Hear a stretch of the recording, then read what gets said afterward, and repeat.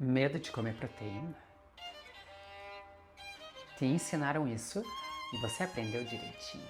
No vídeo de hoje, você vai entender o quanto de malabarismo fizeram para você acreditar que a proteína é perigosa. E que se for para ser ingerida, que seja embalada, isolada, desmembrada e sem nenhum resquício de gordura. E que se Deus me livre você exagerar, seus rins vão pro vinagre. Senta que lá vem a história. Você tem noção de quanto tempo o ser humano está desfilando seu garbo e elegância pelo planeta Terra? Parece que muito tempo. E desde os primórdios, o ser humano sempre comeu proteína. Antes de sermos carnívoros, éramos carniceiros. Sim, a gente comia restos de animais. Carne crua, vísceras, tutano. O tutano garantiu nossa sobrevivência em diversas épocas. Quando não sabíamos usar ferramentas para caçar e abater os animais, sim, nós nos alimentávamos de carcaças no chão. Uma questão totalmente de sobrevivência, eu sei, compreendo. Mas para chegar no patamar que chegamos hoje, vivemos muita coisa que incrivelmente não nos é ensinada. E isso não pode ser ignorado. Para que nós corrêssemos, nossos ancestrais tiveram que rastejar. E incrivelmente, nos tornamos tão esterilizados que eles teriam vergonha de nós. Carnes, ovos, vísceras, isso sempre foi nossa base alimentar. Sempre. Mas hoje, você tem medo de um bife suculento? Por N motivos. Temos medo de gordura da carne. Temos medo de ovos. E isso não é instinto, não. Isso é construção. Vem entender. Com o advento da modernidade, da industrialização, do crescimento gigante, absurdo e até grotesco das cidades, como vivemos em um mundo de dualidade, nem tudo é 100% bom. Então, junto com toda essa pataquada de progresso, vieram também os inúmeros problemas. Origem clínica do medo de proteína. No final do século XIX, médicos já observavam que pacientes com doenças renais pioravam com dietas ricas em proteína. O rim doente tem dificuldade de excretar ureia, produto do metabolismo proteico. Mais proteína, mais ureia. Mais sobrecarga em um rim lazarenteado. Comprometido. Um nome importante aqui é Thomas Edis, início do século XX, que estudou dietas para pacientes renais e reforçou a ideia de restrição proteica terapêutica. Até aqui tudo bem. Até aqui. Mas isso era para pessoas doentes, não saudáveis. A generalização indevida, década de 50 a 80, foi que começou o problema.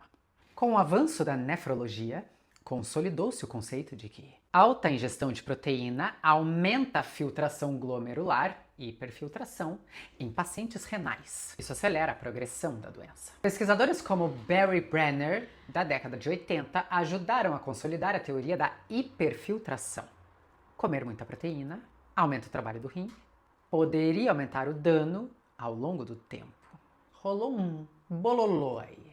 Essa hipótese foi extrapolada para pessoas saudáveis, mesmo sem evidência forte na época. Estranho. A associação com dietas hiperproteicas, anos 70 a anos 2000, com a popularização de dietas como a do Dr. Robert Atkins, dieta low carb, alta proteína e dietas de fisiculturismo. Salve, Dr. Atkins, que foi ridicularizado e escorraçado e enfrentou um mundo de injúrias e ataques por praticamente toda a comunidade médica na época. Dr. Atkins sofreu com maledicências, inclusive após a sua morte. Dr. Atkins faleceu devido a um acidente na gelada Washington. Levou um tombo nas ruas. Quem nunca? Mas Dr. Atkins já era um idoso e acabou falecendo na queda. Seus opositores, de forma totalmente inescrupulosa, inventaram que ele havia morrido por conta de um infarto em decorrência da sua dieta. O mundo não é um morango mesmo. Vamos prosseguir.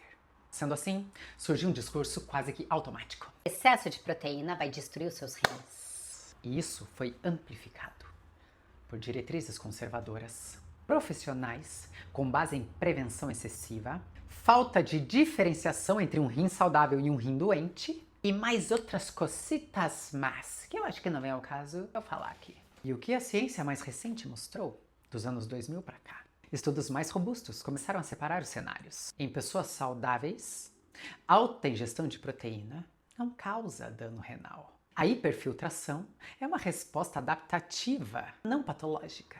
Organizações como a International Society of Sports Nutrition afirmam: ingestões elevadas, até 2,2 gramas por quilo de peso, 2,5, em atletas, são seguras. Não há evidência de dano renal em indivíduos saudáveis. Já em pessoas com doença renal, a restrição continua sendo necessária. Sim. Aqui sim, a proteína em excesso pode acelerar o problema.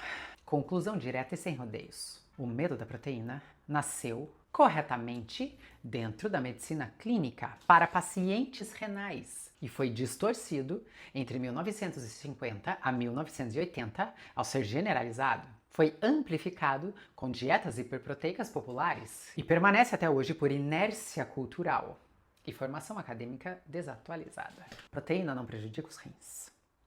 Nossos rins saudáveis lidam muito bem com ela. O medo vem de aplicar uma regra clínica em pessoas que não estão doentes. No livro Código da Obesidade, do Dr. Jason Fung, nefrologista canadense, ele relata que cuidava de pacientes terminais com doenças nos rins.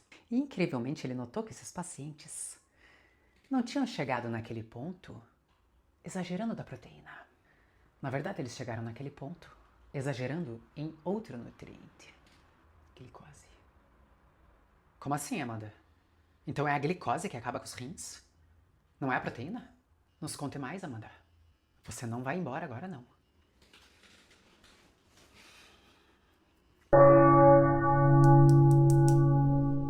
Deu a minha hora. Eu preciso me pirulitar. Esse assunto é muito sério para ser incluído no final do vídeo. Se esse assunto te interessa, e se você gostou do vídeo, encaminha para alguém que está precisando comer proteína.